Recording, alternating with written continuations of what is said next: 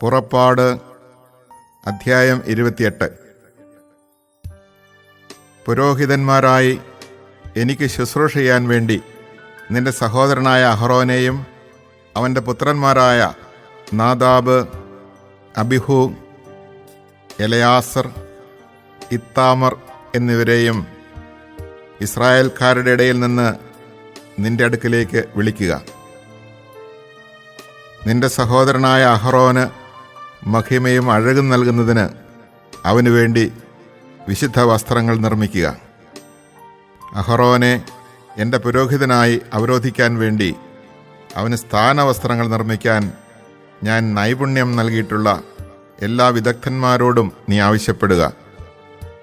അവർ നിർമ്മിക്കേണ്ട വസ്ത്രങ്ങൾ ഇവയാണ്: ഉരസ്ത്രാണം, എഫോദ്, നിലയങ്കി, ചിത്രത്തയ്യലുള്ള അങ്കി, തലപ്പാവ്, അരപ്പട്ട.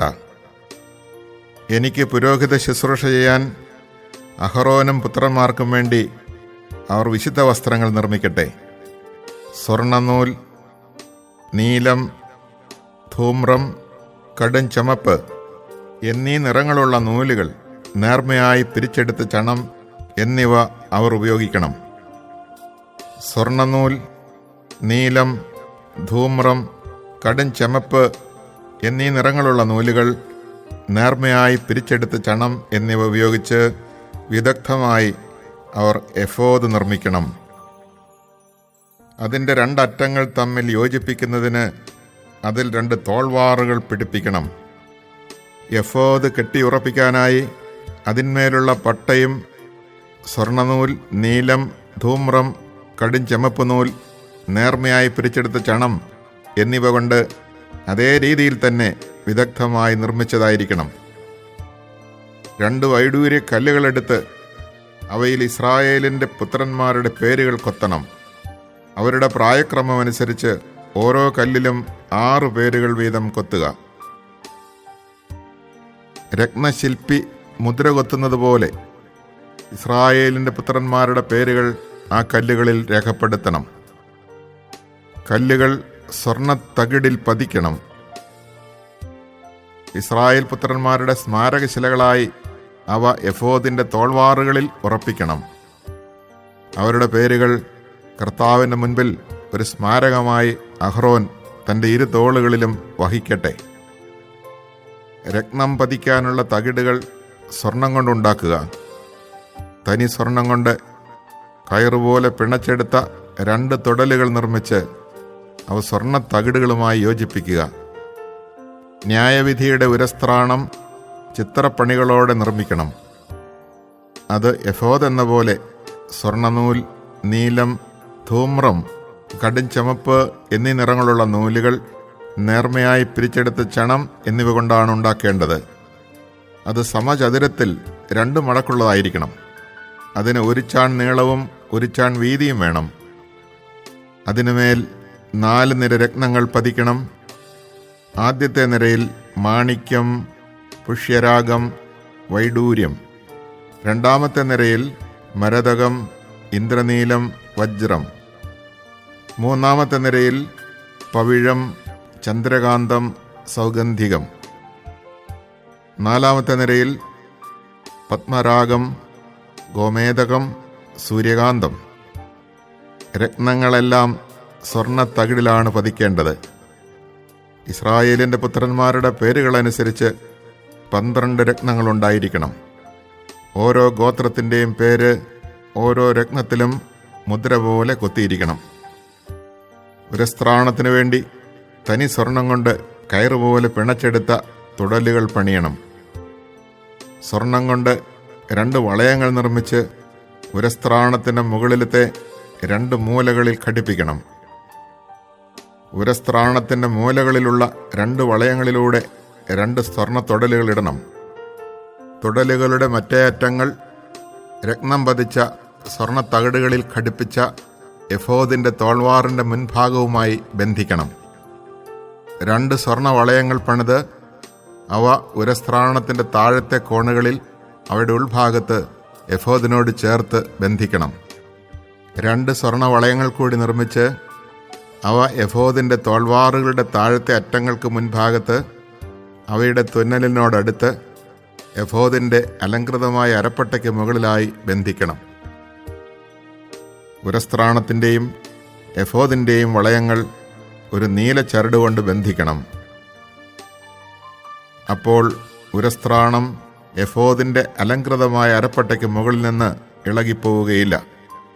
അഹറോൻ വിശുദ്ധ സ്ഥലത്ത് പ്രവേശിക്കുമ്പോൾ ഇസ്രായേലിൻ്റെ പുത്രന്മാരുടെ പേരുകൾ കൊത്തിയിട്ടുള്ള ന്യായവിധിയുടെ ഉരസ്ത്രാണം ധരിക്കണം. അങ്ങനെ കർത്താവിൻ്റെ സന്നിധിയിൽ അവർ നിരന്തരം സ്മരിക്കപ്പെടും. ന്യായവിധിയുടെ ഉരസ്ത്രാണത്തിൽ ഉറീം, തുമ്മീം എന്നിവ നിക്ഷേപിക്കുക. അഹറോൻ കർത്താവിൻ്റെ മുൻപിൽ പ്രവേശിക്കുമ്പോൾ അവ അവൻ്റെ മാറിലുണ്ടായിരിക്കണം. അങ്ങനെ അഹറോൻ തൻ്റെ മാറിൽ ഇസ്രായേലിൻ്റെ ന്യായവിധി കർത്താവിൻ്റെ സന്നിധിയിൽ നിരന്തരം വഹിക്കട്ടെ. എഫോദിൻ്റെ നിലയങ്കി നീലനിറമായിരിക്കണം. തല കടത്താൻ അതിന് നടുവിൽ ദ്വാരമുണ്ടായിരിക്കണം. ധരിക്കുമ്പോൾ കീറിപ്പോകാതിരിക്കാൻ ഉടുപ്പുകൾക്ക് ചെയ്യാറുള്ളതുപോലെ നെയ്തെടുത്ത ഒരു നാട ദ്വാരത്തിന് ചുറ്റും തുന്നിച്ചേർക്കണം. നിലയങ്കിയുടെ വിളുമ്പിന് ചുറ്റും നീലം, ധൂമ്രം, കടും ചുമപ്പ് എന്നീ നിറങ്ങളിൽ മാതള നാരങ്ങകളും തുന്നിച്ചേർക്കണം. അവയ്ക്കിടയിൽ സ്വർണമണികൾ ബന്ധിക്കണം. ഒന്നിടവിട്ടായിരിക്കണം സ്വർണമണികളും മാതള നാരങ്ങകളും തുന്നിച്ചേർക്കുന്നത്. അഹറോൻ പുരോഹിത ശുശ്രൂഷ ചെയ്യുമ്പോൾ ഇത് ധരിക്കണം. അവൻ വിശുദ്ധ സ്ഥലത്ത് കർത്താവിൻ്റെ സന്നിധിയിൽ പ്രവേശിക്കുമ്പോഴും അവിടെ നിന്ന് പുറത്തു വരുമ്പോഴും അതിൻ്റെ ശബ്ദം കേൾക്കട്ടെ. ഇല്ലെങ്കിൽ അവൻ മരിക്കും. തനി സ്വർണം കൊണ്ട് ഒരു തകിടുണ്ടാക്കി അതിന്മേൽ ഒരു മുദ്ര എന്ന പോലെ കർത്താവിന് സമർപ്പിതൻ എന്ന് കൊത്തിവയ്ക്കുക. ഒരു നീല ചരടുകൊണ്ട് അത് തലപ്പാവിൻ്റെ മുൻവശത്ത് ബന്ധിക്കണം. അഹറോൻ അത് നെറ്റിയിൽ ധരിക്കണം. അങ്ങനെ ഇസ്രായേൽക്കാർ വിശുദ്ധ വസ്തുക്കൾ കാഴ്ച സമർപ്പിക്കുന്നതിൽ വരുത്തുന്ന വീഴ്ചകൾ അവൻ വഹിക്കട്ടെ. കാണിക്കകൾ കർത്താവിൻ്റെ സന്നിധിയിൽ സ്വീകാര്യമാകേണ്ടതിന് ആ തകിട് അഹറോൻ്റെ നെറ്റിയിൽ എപ്പോഴും ഉണ്ടായിരിക്കണം. നേർമയായി പിരിച്ചെടുത്ത ചണം കൊണ്ട് ഒരങ്കിയുണ്ടാക്കി അത് ചിത്രത്തുന്നലാൽ അലങ്കരിക്കണം. നേർമയായി പിരിച്ചെടുത്ത ചണം കൊണ്ട് തലപ്പാവും ചിത്രാലങ്കൃതമായ അരപ്പട്ടയും ഉണ്ടാക്കണം. അഹറോൻ്റെ പുത്രന്മാർക്ക് മഹിമയും അഴകുമുണ്ടാകേണ്ടതിന് അവർക്കായി അങ്കികളും അരപ്പട്ടകളും തൊപ്പികളും നിർമ്മിക്കണം. ഇവയെല്ലാം നിന്റെ സഹോദരനായ അഹറോനെയും അവൻ്റെ പുത്രന്മാരെയും നീ അണിയിക്കുക. അവർ എനിക്ക് പുരോഹിത ശുശ്രൂഷ ചെയ്യേണ്ടതിന് നീ അവരെ അഭിഷേചിച്ച് നിയോഗിക്കുകയും വിശദീകരിക്കുകയും ചെയ്യുക. അവരുടെ നഗ്നത മറയ്ക്കാൻ ചണത്തുണി കൊണ്ട് അര മുതൽ തുട വരെ എത്തുന്ന കാൽച്ചട്ടകളുണ്ടാക്കണം. അഹറോനും പുത്രന്മാരും സമാഗമ കൂടാരത്തിൽ പ്രവേശിക്കുകയോ വിശുദ്ധ സ്ഥലത്തെ ശുശ്രൂഷ ചെയ്യുന്നതിന് ബലിപീഠത്തെ സമീപിക്കുകയോ ചെയ്യുമ്പോൾ ഇവ ധരിക്കണം. ഇല്ലെങ്കിൽ അവർ കുറ്റക്കാരായി തീരുകയും മരിക്കുകയും ചെയ്യും. ഇത് അഹറോനും സന്തതികൾക്കും എന്നേക്കുമുള്ള നിയമമാണ്. Chapter 28. From among the Israelites have your brother Aaron, together with his sons Nadab, Abihu, Eleazar, and Ithamar, brought to you, that they may be my priests. For the glorious adornment of your brother Aaron you shall have sacred vestments made. Therefore to the various expert workmen whom I have endowed with skill you shall give instructions to make such vestments for Aaron as will set him apart for his sacred service as my priest. These are the vestments they shall make: a breastpiece, an ephod, a robe, a brocaded tunic, a mitre, and a sash. In making these sacred vestments, which your brother Aaron and his sons are to wear in serving as my priests, they shall use gold, violet, purple, and scarlet yarn and fine linen. The ephod they shall make of gold thread and of violet, purple, and scarlet yarn, embroidered on cloth of fine linen twined. It shall have a pair of shoulder straps joined to its two upper ends. The embroidered belt of the ephod shall extend out from it, and, like it, be made of gold thread, of violet, purple, and scarlet yarn, and of fine linen twined. Get 2 onyx stones, and engrave on them the names of the sons of Israel, 6 of their names on one stone, and the other 6 on the other stone in the order of their birth. As a gem cutter engraves a seal, so shall you have the 2 stones engraved with the names of the sons of Israel, and then mounted in gold filigree work. Set these 2 stones on the shoulder straps of the ephod as memorial stones of the sons of Israel. Thus Aaron shall bear their names on his shoulders as a reminder before the Lord. Make filigree rosettes of gold, as well as 2 chains of pure gold twisted like cords, and fasten the cord-like chains to the filigree rosettes.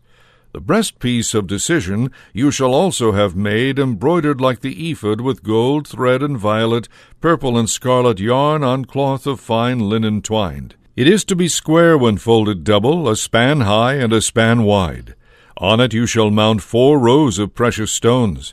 In the first row, a carnelian, a topaz, and an emerald. In the second row, a garnet, a sapphire, and a beryl. In the third row, a jacinth, an agate, and an amethyst. In the fourth row, a chrysolite, an onyx, and a jasper. These stones are to be mounted in gold filigree work, 12 of them to match the names of the sons of Israel, each stone engraved like a seal with the name of one of the 12 tribes. When the chains of pure gold, twisted like cords, have been made for the breastpiece, you shall then make 2 rings of gold for it, and fasten them to the 2 upper ends of the breastpiece. The gold cords are then to be fastened to the 2 rings at the upper ends of the breastpiece, the other 2 ends of the cords being fastened in front to the 2 filigree rosettes which are attached to the shoulder straps of the ephod. Make 2 other rings of gold, and put them on the 2 lower ends of the breastpiece, on its edge that faces the ephod. Then make 2 more rings of gold, and fasten them to the bottom of the shoulder straps, next to where they join the ephod in front, just above its embroidered belt. Violet ribbon shall bind the rings of the breastpiece to the rings of the ephod, so that the breastpiece will stay right above the embroidered belt of the ephod and not swing loose from it. Whenever Aaron enters the sanctuary, he will thus bear the names of the sons of Israel on the breastpiece of decision over his heart as a constant reminder before the Lord. In this breastpiece of decision you shall put the Urim and the Thummim, that they may be over Aaron's heart whenever he enters the presence of the Lord. Thus he shall always bear the decisions for the Israelites over his heart in the Lord's presence. The robe of the ephod you shall make entirely of violet material. It shall have an opening for the head in the center, and around this opening there shall be a selvage woven as at the opening of a shirt to keep it from being torn. All around the hem at the bottom you shall make pomegranates, woven of violet, purple, and scarlet yarn, and fine linen twined, with gold bells between them. First a gold bell, then a pomegranate, and thus alternating all around the hem of the robe.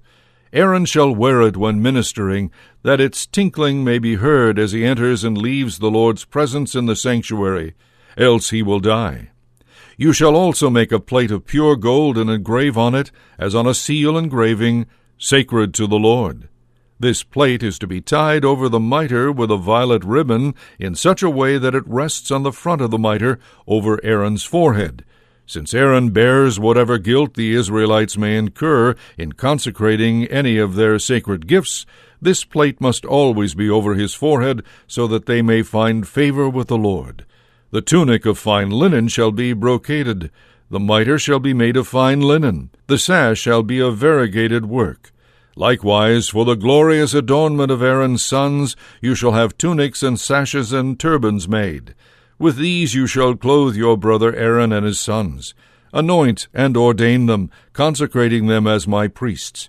You must also make linen drawers for them, to cover their naked flesh from their loins to their thighs. Aaron and his sons shall wear them whenever they go into the meeting tent or approach the altar to minister in the sanctuary, lest they incur guilt and die. This shall be a perpetual ordinance for him and for his descendants.